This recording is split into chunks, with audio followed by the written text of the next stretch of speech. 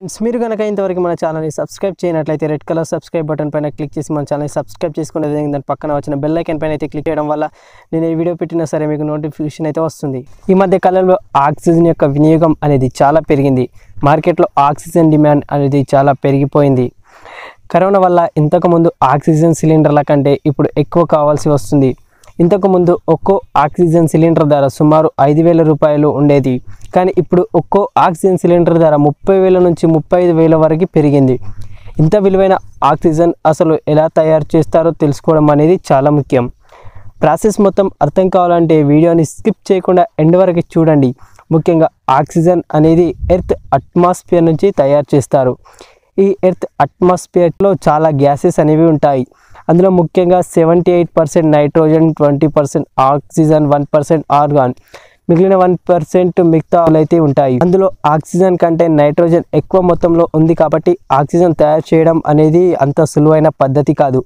ఈ ప్రక్రియని మొత్తం ఆక్సిజన్ జనరేటర్ కంట్రోల్ ప్యానెల్ ద్వారా కంట్రోల్ అనేది చేస్తారు. ప్రాసెస్లో మెయిన్గా 6 స్టెప్స్ అయితే ఉంటాయి. ప్రతి స్టెప్ని ఇప్పుడు చూద్దాం.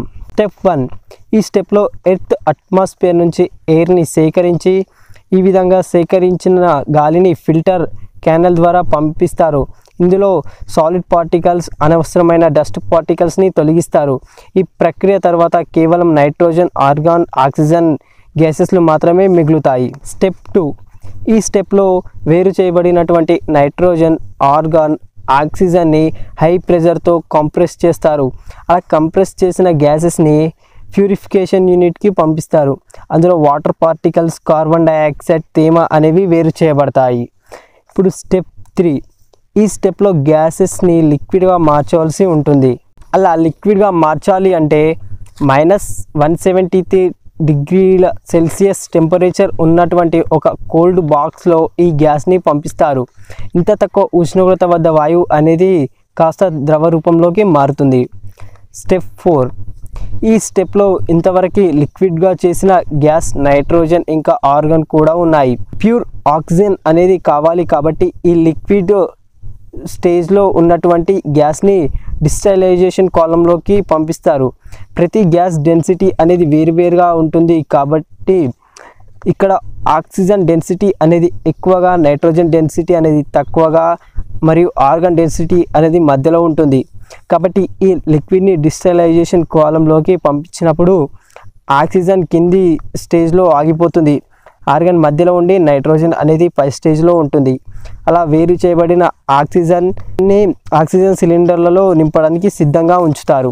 స్టెప్ 5, అలా సిద్ధంగా ఉంచబడిన ఆక్సిజన్ అనేది హాస్పిటళ్లలో యూస్ చేయడానికి పనికిరాదు. ఎందుకంటే ఇలా తయారు చేయబడిన ఆక్సిజన్లో చాలా రకాల బ్యాక్టీరియాలు ఉంటాయి కాబట్టి ఇవి మన ఆరోగ్యపైన ఎఫెక్ట్ చూపిస్తుంది. కాబట్టి ఈ ఆక్సిజన్ లిక్విడ్ని స్టెరిలైట్ బ్యాక్టీరియా ఫిల్టర్లోకి పంపిస్తారు. అలా చేయడం వల్ల అందులో ఉన్నటువంటి బ్యాక్టీరియాలు తొలగిపోతాయి. ఇప్పుడు వచ్చిన ఆక్సిజన్ 99% అంటే సుమారు 100% ప్యూర్ ఆక్సిజన్. స్టెప్ 6, ఇప్పుడు ఈ లిక్విడ్ ఆక్సిజన్ని సిలిండర్లలో నింపాలి. ఈ సిలిండర్ని ఎలా తయారు చేస్తారో చూద్దాం. పెద్ద పెద్ద ఐరన్ పైపులను సరైన సైజులో కట్ చేస్తారు. అలా కట్ చేసిన పైపులని కింది భాగంలో ఒక ఐరన్ ప్లేట్ని పెట్టి కంప్రెస్ చేస్తారు. ఇప్పుడు పై భాగంలో నాజిల్ని బిగించి అలా తయారు చేసిన సిలిండర్ను సుమారు 900 డిగ్రీల సెల్సియస్ టెంపరేచర్ వద్ద వేడి చేసి కెమికల్లో ముంచుతారు.